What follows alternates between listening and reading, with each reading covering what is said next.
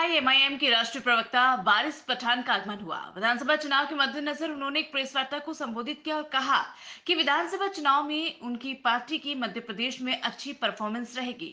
जबलपुर में पार्टी ने गज्जू सोनकर को अपना प्रत्याशी बनाया। वारिस पठान का कहना है कि जबलपुर में विधानसभा चुनाव में उनके प्रत्याशी अच्छा प्रदर्शन करेंगे और आने वाले चुनाव में उनकी पार्टी मध्य प्रदेश में अपना स्थान बनाएगी।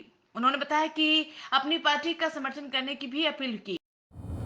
हमारी पार्टी पहली मर्तबा विधानसभा चुनाव लड़ रही है। जबलपुर से हम आपके तमाम के हर दिल अजीज़ जबलपुर का बेटा, भाई, दोस्त गजेंद्र सोनकर जी जो हमारे यहाँ है, गज्जू भैया, इनको टिकट दिया है, ठहराया है।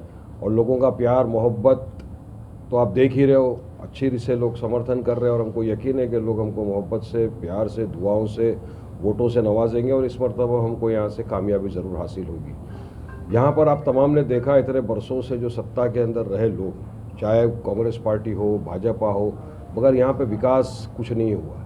ख़ास तौर से जो माइनॉरिटीज़ का था वो विकास तो आपको देखने को नहीं मिल रहा। यहाँ पर जो बीएमसी की स्कूलें हैं, जो म्यूनसिपल स्कूल्स सरकारी, जर्जर हालत के अंदर है, किसी को परवाह नहीं है, कुछ नहीं है। अब हम आए हैं चुनाव लड़ने तो तमाम लोगों के पेट में दर्द शुरू हो गया है। हम सभाओं की एप्लीकेशन डालते हैं, परमिशन हमको नहीं दिया जाता। एक जगह परमिशन हमको कल दी गई थी ग्राउंड में सभा लेने की, पता चला परमिशन कैंसिल कर दी, ग्राउंड को ताला लगा दिया। हमने बाहर खड़े होकर गेट स्टेज बनाया, 15 मिनट में स्टेज तैयार किया और वहाँ से सभा की। और यकीन मानिए, लोगों की मोहब्बत, लोगों का प्यार इतना मिला मजलिस को कि पूरी सभा पैक थी।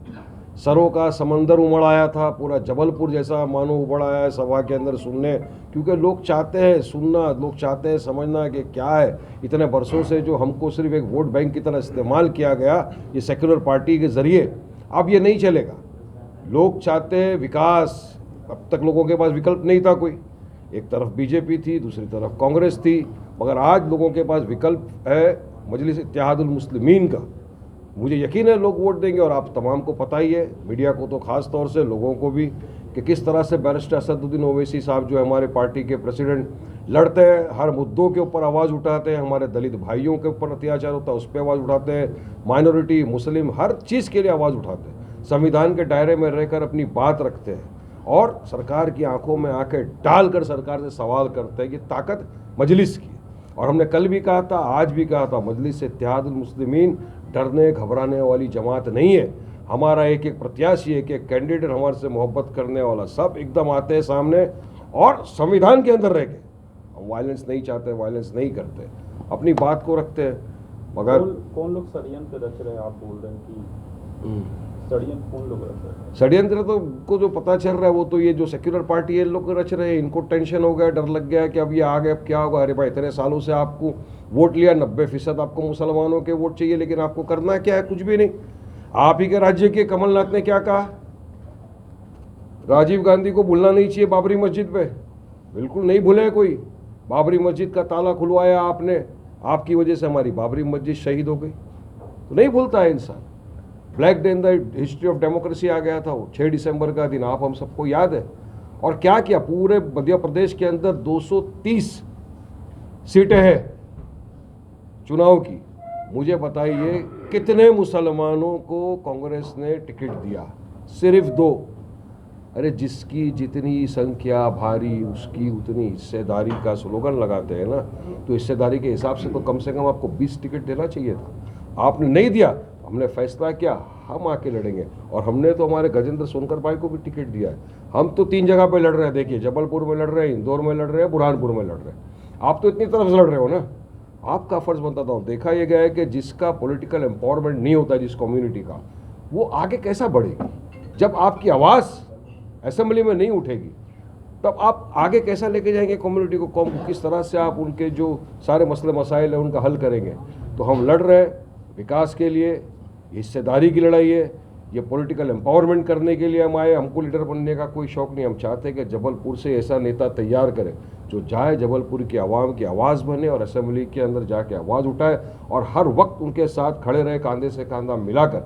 और सोनकर साहब ने तो कोरोना काल के अंदर आप देखिए काम किया, कितना सारा जब यहाँ पर पानी की किल्लत पड़ गई थी 2018 में, पूरी तरह से इन्होंने अपना टैंकर लगाया, फ्री वाटर सबको सप्लाई किया। उस वक्त ना किसी पोजीशन पे थे, ना एमएलए थे, ना कॉरपोरेटर थे।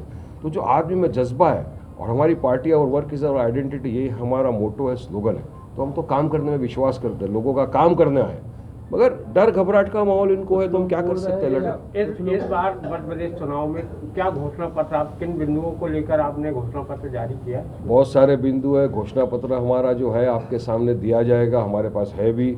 उसमें हमने काफ़ी चीज़ें कही है, जिसके अंदर डेवलपमेंट की बात है, जिसमें हम स्कूल बनाना चाहते हैं। जो 12वीं तक का यहाँ पे नहीं है स्कूल के अंदर प्रबंध, वो भी करने की हमने बात की है, वो भी करके दिखाएंगे हम। मीठा पानी, जो यहाँ पर टैंकर वाटर चल रहा है, मीठा पानी नहीं है लोगों के पास, तो उसका भी प्रबंध किया जाएगा। और जो जैसा मैंने बताया कि जो सरकारी स्कूल है जो जर्जर हालत में है, उसकी जो रिपेयर है, मरम्मत है, उसका करेंगे। और तमाम जितने भी लोगों के मसले मसाइल है, देखिए साहब, हम जीत के सिर्फ सत्ता पे बैठ के, कुर्सी के ऊपर बैठ के नहीं वो करना चाहते हैं। हम लोगों के बीच में जाकर लोगों के मसले मसाइल को हल करना चाहते हैं। हम चाहते हैं कि लोग पढ़े लिखे आगे बढ़े, जैसा हमने जो हैदराबाद के अंदर दिखाया है, हमारी पार्टी ने इतनी सारी स्कूल है, 17,000 बच्चे वहाँ पर मुफ्त में शिक्षा हासिल करते। 10 से 12 हमारे पास स्कूल है, 4 हमारे पास हाईटेक हॉस्पिटल है।